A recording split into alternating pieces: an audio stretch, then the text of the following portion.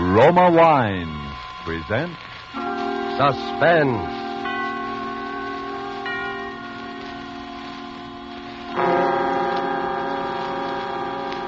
Roma Wines, made in California for enjoyment throughout the world. Salud. Your health, senor. Roma Wines toast the world. The wine for your table is Roma Wine, made in California for enjoyment throughout the world. This is the man in black, here for the Roma Wine Company of Fresno, California, to introduce this weekly half hour of Suspense. Tonight in Hollywood, Roma Wines bring you a distinguished all-feminine cast of stars headed by Margot, Miss Elsa Lanchester, and Miss Janet Beecher. The suspense play which stars these ladies and which is produced and directed by William Spear is called Finishing School. Despite the absence of male participants in Ethel Lena White's story, we can promise you there is nothing dainty about the proceedings. And so, with Finishing School, and with the performances, in the order of their appearance, of Margot as Caroline Watts, of Janet Beecher as Melody, and of Elsa Lanchester as Dean Sterling, Roma Wines again hope to keep you in suspense.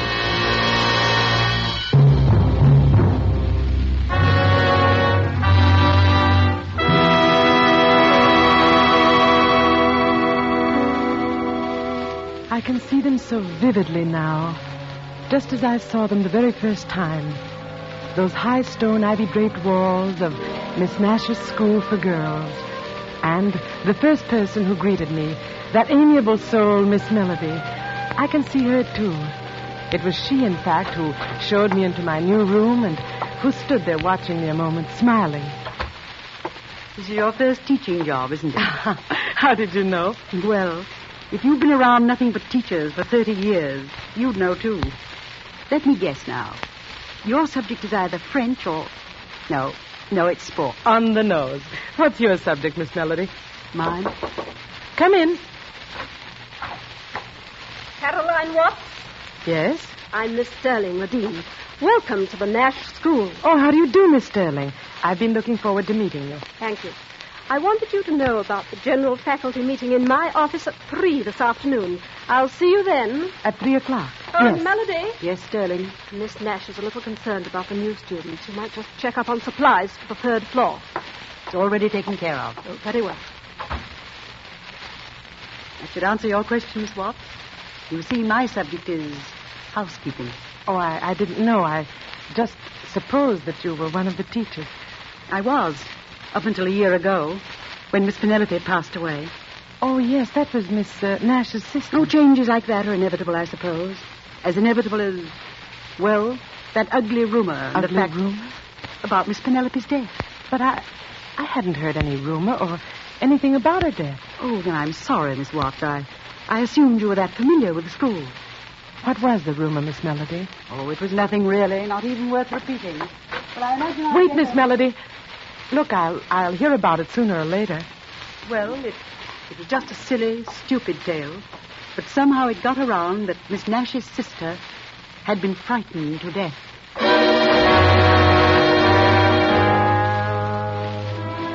This, then, was Caroline Watts' introduction to the Nash Institution, a place which future events proved to be, with a vengeance, a finishing school.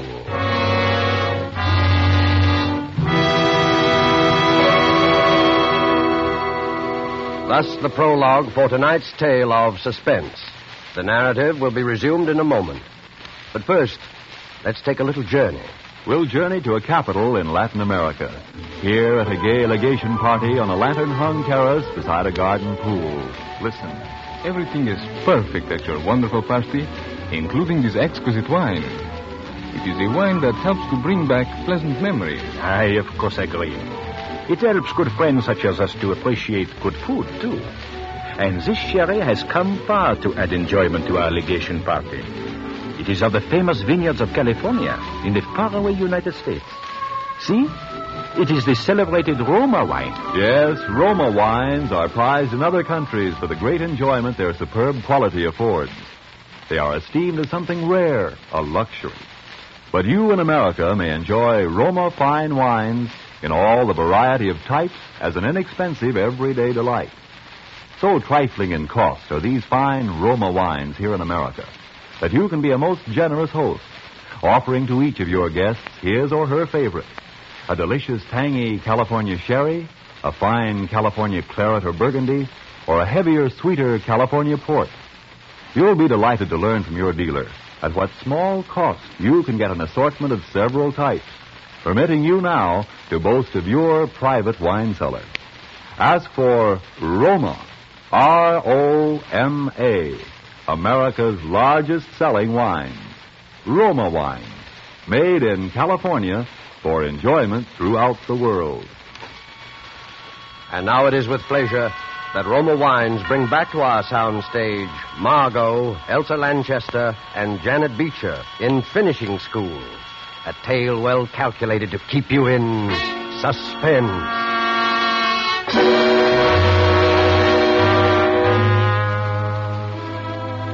Frightened to death. Miss Nash's sister. Well, if I had known then what I know now, I would have been able to judge with real accuracy the importance of Miss Melody's remark. But the excitement of my first classes left little room for other thoughts.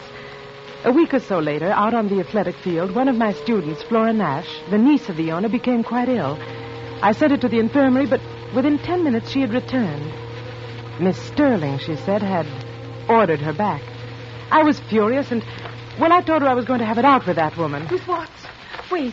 I know it isn't my place to say this, but please, for your own sake, don't antagonize Sterling. Oh, now, really? I tell you, I know what I'm talking about.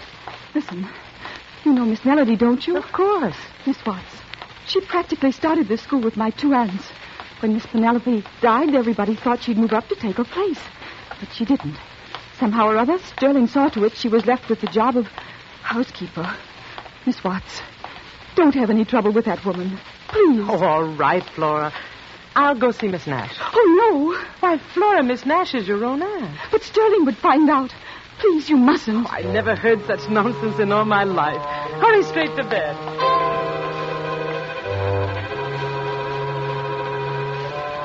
I went to the top floor of my building and entered the small waiting room of Miss Nash's quarters. It was empty, but just opposite was the door to the private apartment, almost halfway open, and I walked over to it, ready to announce myself. Then I stopped, dead still. Penelope. For it was then that I heard... Are you there, Miss Sterling's Penelope? voice. We're almost in touch. Yes, I hear her now. Very faint, but nearer. Nearer. It was an incredible sight. Miss Penelope. Seated at a table wholly unlike the elderly but austere white-haired lady I'd seen before was Miss Nash. Her eyes were closed, and swaying gently, she seemed utterly transfixed as she listened to Dean Sterling's low murmur. We're here, Miss Penelope. We're waiting. Yes. Speak to her, Miss Nash. Speak to her now. Oh, all right. Can you hear us, Penelope? Miss Sterling says you have predicted some tragic accident for another of our loved ones. And then Sterling turned toward me. What are you doing here? I'm sorry. I wanted to speak This with is Miss not Nash. the time or the place for that. What is it? Miss what? Miss Nash, it's about your niece. I'm familiar with this matter about Flora, Miss Nash, and at the moment I don't want you to be disturbed by anything so trivial. Trivial? But I don't see how you can call it trivial, Miss Sterling. Flora was ill today. Why did you send her back to the field? Because she was no more ill than you are. She was simply up to her old trick, playing on the sympathy of a new teacher. Come, we'll talk about this outside. No, Miss Nash, your niece... Miss Sterling, she'll handle it. Miss Sterling knows best. Yes, Miss Nash. Good night. Good night. If you'll just step out here. No. Miss Sterling, you evidently don't realize that Flora Nash suffers from a slight heart condition. It's entered on her card. I'm sure it is, because I entered it. I'm a fairly competent judge of her state of health, Miss Watts, for the simple reason that I happen to be a registered nurse. Can you say the same? Well, no, After this, please be assured that I don't make a practice of deliberately murdering my students, especially the niece of my employer. I'm very sorry, Miss Sterling. Very well, Miss Watts. That will be all. But it wasn't all. I was bewildered, even alarmed, I suppose, at the recollection of that voice calling out, Miss Penelope. And I went to the one person that I felt must be told. For quite a while, the housekeeper said nothing, then she motioned me to a chair. You might as well know this, Miss Watts. Sterling, you see, has deluded Miss Nash into believing she can actually hear Miss Nash's sister. She then relays messages which are supposed to come from Miss Penelope. But, Melody, I'm afraid I don't understand. My dear, these messages direct Miss Nash to delegate more and more power to Sterling. That's her grip on Miss Nash. That's the instrument she's using to get the whole school away from her. I can't understand.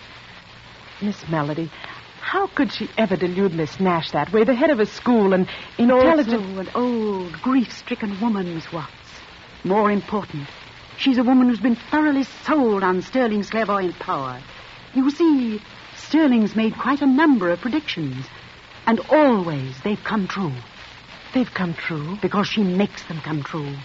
Miss Watts, there's a reason why I've told you this. I have the feeling that rather soon there'll be another prediction, and somehow, some way, it mustn't be allowed to come true. I want your help. Miss Melody, what could we do? Yes? Sterling. Watts, I'm perfectly aware that you regard me as a very ominous creature, a sort of Lady Macbeth. No doubt your special charge, Flora Nash, shares the same view. So, bring her along when you come to my cottage tonight. Your cottage? Yes, there'll be some other girls. I'm having a little party. Well, I hadn't... What's the matter? Don't you want to? What? Oh, yes. Yes, of course I do, Miss Sterling. I'd love to come, thank you. Good. And you can come too, Melody, 8 o'clock sharp.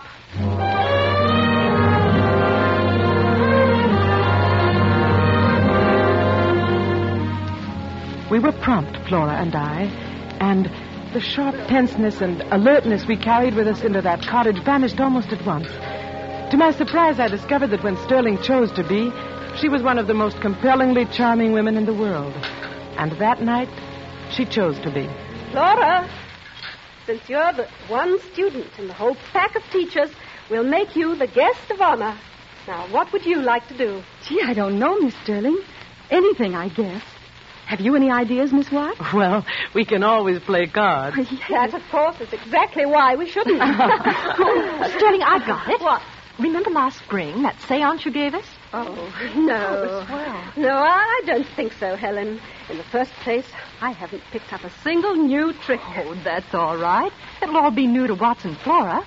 Come on, give them a chance to see you demonstrate your real powers. Yeah. All right, then. Oh, no, I'd rather not. Flora, you're not scared, are you? A little, maybe. Well, don't be. It's all in fun, like watching card tricks. Need any help in here? Oh, thank you. Yes, we'll use this large table. Come on, Flora, you stick with me. All right, Miss Watts. So presently, in a room quite dark, we ranged ourselves about a large bare table, at the very head of which sat the dean. And then, for several long moments, there was quiet, broken at last Yes. by the low drone of Sterling's voice. Yes. I hear you. Yes. Yes. But you must announce your presence. Let us know you're here. Speak louder. Louder. Your name is Coleman. Miss Watts.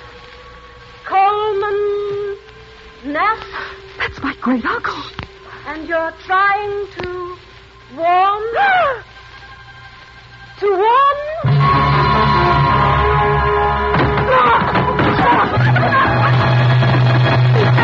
She's faded. Turn on the lights quickly. It's her heart. Get the doctor. Quick, call him something. somebody. The phone's in the bedroom. And Helen. Yes? I want some digitalis. You'll find it in the medicine chest in the infirmary. Here are the keys, and hurry. Hurry back, Sterling. Here, Watts. Here, let's pick her up. We'll put her on the sofa. That's it. Must have been frightened. Yes. Frightened nearly to death. There. Miss Sterling, you did this deliberately. Deliberately? You knew that girl's heart condition. Why, Watts? You can't anticipate a thing like that. I was simply going to tease her, warn her not to fake any more illnesses. Yes, well, you see how she's faking this one. You planned this, Miss Sterling. The party, having her here, finding out her uncle's name. I happen to know her uncle's name. It was a joke, a game. Everybody knows that. A game. She's coming to. You tell these women it was a game, but will you tell that to Miss Nash? You don't know what you're saying. Oh, yes, she does. You'll show Miss Nash the proof of another successful prediction. Melody. You'll have her completely at your mercy. Flora's the only remaining heir to the school. The only person who stands in your way. Caroline, don't leave. Oh, it's all right, Flora. I'm only going to get my coat. We'll be right back. Please, don't worry about a thing. Come along, Miss Melody.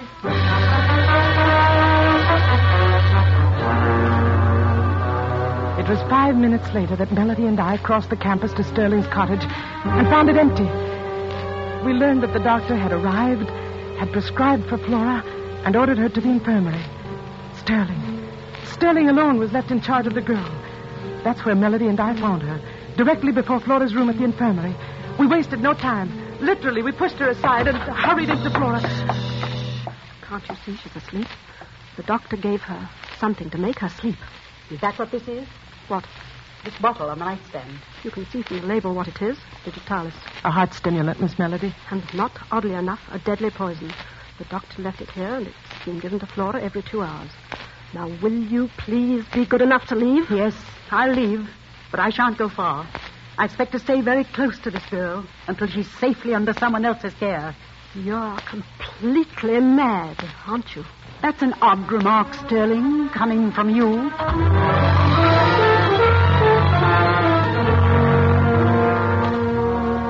We maintained a watching post not far from the room. And from there, first Melody, then I made regular trips to the bedside. Flora was better, there was no doubt of that. And so at last I dropped off to sleep. A sleep that lasted for an hour or more. For dawn was filtering into the long infirmary corridor when I awoke.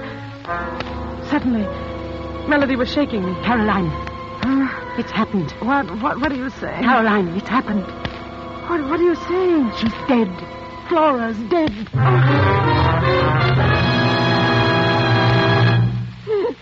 Oh, Sterling, just tell us what happened. It was only a few minutes ago. It was time for her medicine, and I went over to wake her up for it. Her heart, it had just stopped beating. The medicine? The digitalis, you mean? That's right, Melody. Where is it? What? Where is it? Where's the bottle of medicine? Why, It used to be on that nightstand there. But it isn't now. Where is it, Sterling? What have you done with it? I don't know. Let's see. Under the bed. It might have rolled under... But it didn't. Nor under the chest of drawers either. Perhaps we should look out of the window. Maybe Sterling decided not to give her any medicine at all. Miss Melody, this medicine chest, it's locked. Locked? Yes, do you happen to know where the key is? One of a housekeeper's major duties. See if this will work, Caroline. Being keeper of the keys. It works. Melody! Miss Nash, look! What is it? It's Sterling's bottle of medicine. Unopened. Unopened? And unused. I was right, Sterling. You just sat there and watched her die. That's not true. Helen, you saw me give Flora some medicine early tonight, right after the doctor left. Helen, you remember that, don't you? Well, it looked like a different bottle, Sterling. A different bottle, yes. And I can guess what was in it. A sleeping draught. That's what you gave us, Sterling. You knew that even a slight overdose would stop a weakened heart. All right, Sterling. We found one bottle. The one that would have saved Flora's life. Where's the one that took it? You should know that, Melody. What? You should know where that bottle is because you took it out of this room just a little while ago when I was calling Miss Nash. You are insane. What's more, you brought it into this room. Tonight, in one of your countless visits, you brought in a bottle of heavy sleeping draught and exchanged it for digitalis. You were hoping I couldn't tell the difference and that I'd give that to Flora instead of the heart stimulant. And that's what I did. You did it all right, but without any help. Sterling, just how, for example, could I produce a bottle of sleeping draught so exactly like the digitalis that you couldn't tell the difference? You had a whole medicine chest to work with. That's how you did it, and that's how I knew you did it. Helen? Yes, Sterling. I know what you're thinking. It just came to me. Go on. When we were at the cottage, when you sent me over here for the bottle of digitalis. That's it. And there wasn't any. There wasn't any in that chest. Of course not. Sterling didn't put it there until tonight. Well, that's not the point, Melody. She couldn't have put it there at all because she had no way to get into the chest. You see, when Sterling sent me over here, she gave me her keys. Well, I forgot to give them back to her. Here they are. I still have them. In other words, Melody, you were the only one who could have put the digitalis bottle there in the chest. It's very true what you said before. One of a housekeeper's major duties is being keeper of the keys. Miss Melody, that isn't true, is it? Miss Melody, it isn't true. Oh, no, of course it isn't. Don't listen to them, Caroline. No, Caroline, don't listen to us. Listen to Melody. Let her keep drugging you with lies until you see everything she wants you to see. And hear everything she wants you to hear. That's what she did to Flora, you know. She flooded that poor girl's imagination with absolute terror. And then she killed her. I didn't kill her. Why should I? Why would I want to? Why? So you could get Flora out of your way. So you could accuse me of killing her and get me out of your way, too. So you could have a clear path to Miss Nash.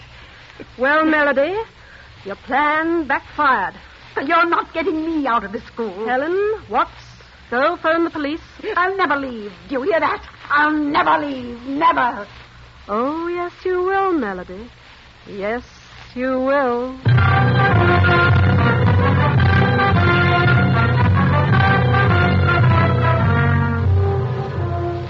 And Sterling was right, too. For within the month, Melody was an inmate of a quite different kind of institution than the Nash School. Life settled down then into a state of normalcy that lasted through the rest of the year. Lasted, in fact, up to just 4 hours ago, when I was crossing the grounds toward the main gate. All of the teachers had gone into town, and I was on my way to join them. When I saw it there on the grass, a tiny object, glistening dully in the late afternoon sun. What made me pick it up, I don't know. But when I did, it was as though a rocket exploded in my brain. It was a small empty bottle, and its label bore the slightly faded letters of the word digitalis. Then in the next instant... Find something? Sterling! Yes, I found something, Sterling. This bottle labeled digitalis. You know, I'll bet anything in the world a good chemist can find traces of a sleeping drug in it. You mean? Then you found it. Melody's bottle. Melody's bottle? My guess is that Melody's bottle, as you put it, never will be found because it never existed except in your mind. What? I picked this bottle up right here, Sterling, right where I'm standing, just 3 feet from the trash bin behind your cottage. That was careless of me, wasn't it? You used this bottle. You used it to get Flora Nash out of your way, to kill her and make good on your warning. You're taking it to the police, I suppose? I want to see if they can find your fingerprints on it, Sterling. Yes, I'm going to take it to the police as fast as I can get there. Certainly, Watts. And the best of luck.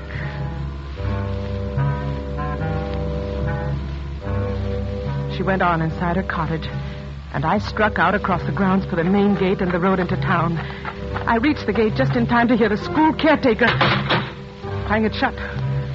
Miss Sterling, he explained, had just telephoned the order.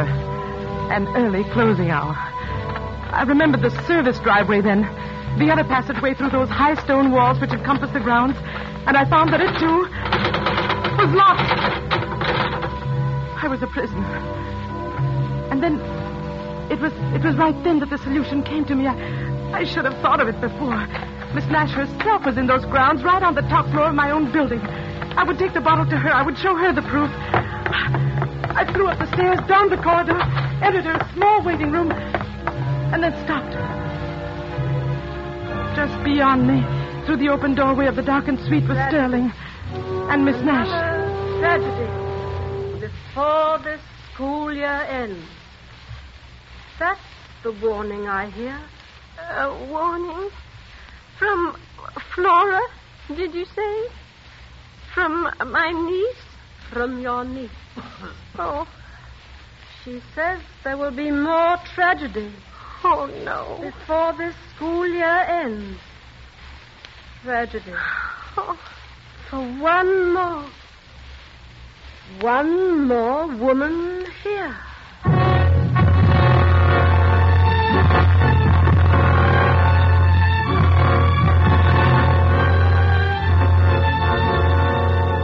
My strength left me completely then.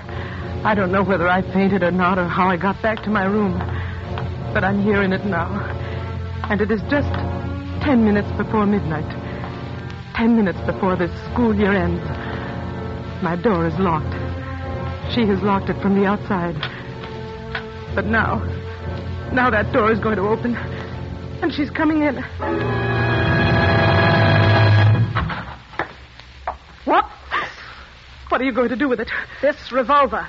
I'm going to use it to fulfill a prediction. Oh, please, don't, please. Flora made a prediction to Miss Nash tonight. No.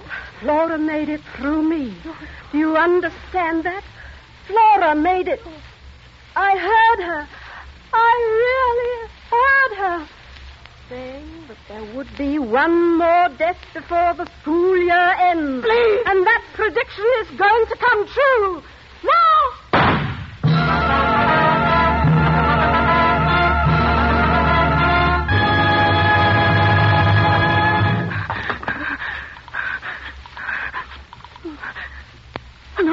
Hello. The police station. You'd better send someone over to the Nash school right away. There's been somebody's shot herself dead.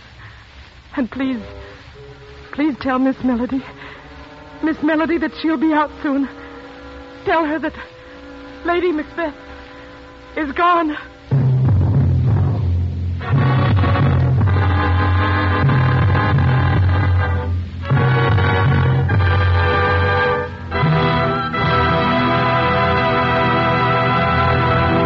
And so closes Finishing School, starring Margot, Elsa Lanchester, and Janet Beecher. Tonight's tale of suspense. Before we tell you about our star and story for next week, a word about an American anniversary of 173 years this week. Still standing in California is a little winery founded in 1771. Settlers from foreign countries discovered early that California vineyards were among the world's finest. That in the rare combination of climate and soil which produces perfect wine grapes, California surpasses some of the most famous old world vineyards. Take Roma California Sherry or Port. They are magnificent wines, truly delightful. Yet, like all Roma wines, priced astonishingly low, because you pay no duty, no costly shipping charges. Toast the new year with Roma wines, America's largest selling wines. And let us hope that next New Year's we'll all be together, our sons and daughters, our husbands and fathers, in a world at peace. We help make this more certain with the war bonds and stamps we buy. So for 1944, increase your purchases of United States war bonds. Good luck and health to you one and all from the makers of Roma wines, made in California for enjoyment throughout the world. Next week, Roma Wines take great pleasure in bringing to you, in his first radio appearance of the year, Mr. Alan Ladd. Mr. Ladd will be heard in a swift-moving action drama played against the colorful background of the Midway in an amusement park and called The One-Way Ride to Nowhere. Don't forget then, next Thursday, same time, for Alan Ladd in Suspense. Presented by Roma Wines, R-O-M-A, made in California for enjoyment throughout the world. This is the Columbia Broadcasting System.